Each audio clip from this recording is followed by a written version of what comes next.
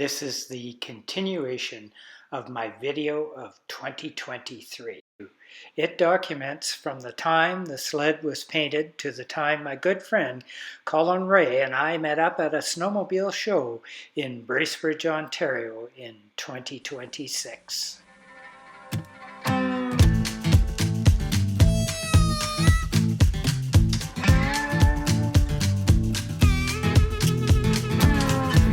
The night shift cutie at the truck stop knows my name. Threw the candle in the midnight oil and lit up the honky-tonk highway. I see the sun come up, cause I ain't been to bed. Gonna have my name cut into a stone when I lay my head. No rest for the wicked, at least for a few hundred miles. I'm running wild, ride the lightning, run on empty in the ring of fire. Rolling like the Mississippi, oh mama tried. Down to my bones, don't know where I'm gonna go, oh, sweet child. I'm running wild, I'm running wild. Always been a runner, never been one for settling down. Spent my life in the backwoods looking for ways out of a one-horse town. I found a six-string ticket and jumped that westbound train. I only slowed down long enough to stand up on that stage. Cloud nine is a cloud of dust for the next 1,000 miles. I'm running wild, ride the lightning, run on empty in the ring of fire.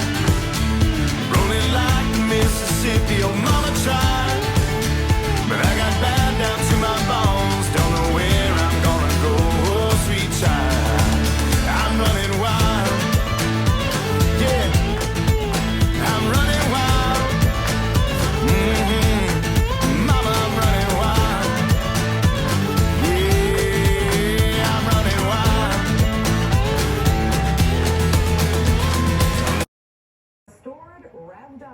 Ready for the snow. Coming up, an antique snowmobile made in Kitchener. CTV's Spencer Turcott introduces us to the restoration enthusiast and his eccentric sled.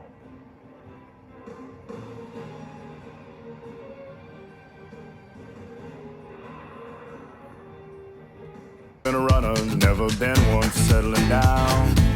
Spent my life in the backwoods looking for ways out of a one-horse town. I found a six-string ticket and jumped that westbound train. I only slowed down long enough to stand up on that stage. Cloud nine is a cloud of dust for the next 1,000 miles. I'm running wild, ride the lightning, run on empty in the ring of fire. Rolling like the Mississippi, oh mama tried. But I got bad down to my bones, don't know where I'm gonna go, oh sweet child. I'm running wild, yeah, I'm running wild, mama, I'm running wild, yeah, I'm running wild. The time I saw this sled was probably February of 1958. And you were just dating I just met the daughter of the owner of the sled. The owner was a commercial fisherman up in Spanish Ontario, in North Shore of Lake Huron there. And and I was dating his daughter. 5 years later I wound up marrying her, and 62 years later I lost her last June. So I remember this, and I remember seeing it running in the wintertime. My wife's father used it as his work. It was his work vehicle through the ice fishing. He was a commercial fisherman, and he fished through the ice in the wintertime. You know, and he didn't have an auger or anything to drill the holes in the ice. The ice would be 3 feet thick, and he'd chip it out.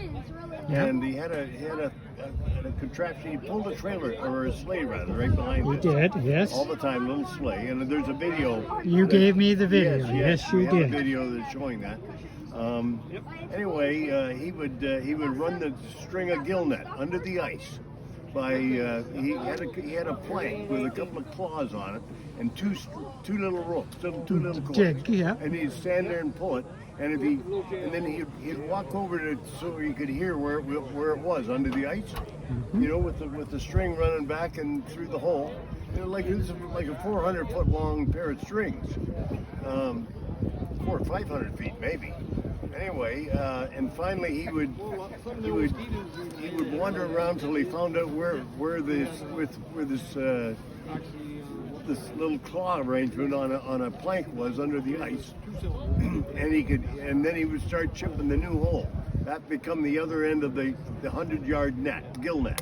Right. Okay, and a gill net being like a fence along the bottom of the lake. It was weighted. Lead's holding it down and Yeah. and the float's holding the top up. What kind of fish did you get?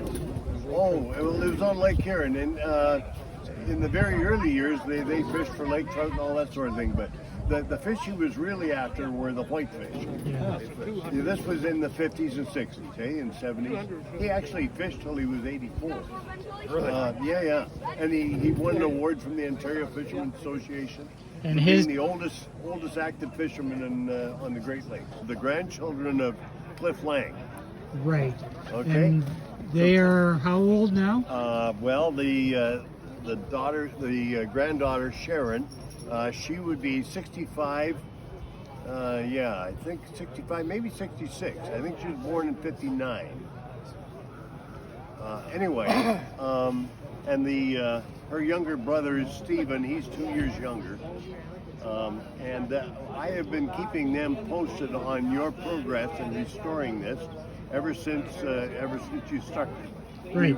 We've recovered the remains from under a tree. Roy Morrison did an archaeology archaeological dig. Yeah. Anyway, that was cool. So, so I've been keeping them apprised, and I want to make sure that I get some photos with you and I in it today. Yes. This was Morrison, eh? Yeah. Yeah. Roy Anyway, Morrison. Yeah. Anyway, I said to him, what kind of snowmobiles do you guys have? And he told me. And I said, well, I know where there's a wreck of an old machine that's been left outside for 50 years, or 60 maybe at that time, or 70. A long time, anyway. And it had been. And anyway, he says, well, what was the name of it? And I said, I can't remember. I said, it's got a... I had taken the brass nameplate off the back, and I have lost it. I have misplaced it. Okay? And that is the one thing that I would love to see back on this machine. It was a gorgeous nameplate. It was worth stealing, but I regret never having stolen it. At the time, it seemed like a good thing. Well, at the time, it wasn't really stealing. It was just to make sure that somebody else didn't get it. Then I got bad down to my bones, don't know where I'm gonna go, sweet child.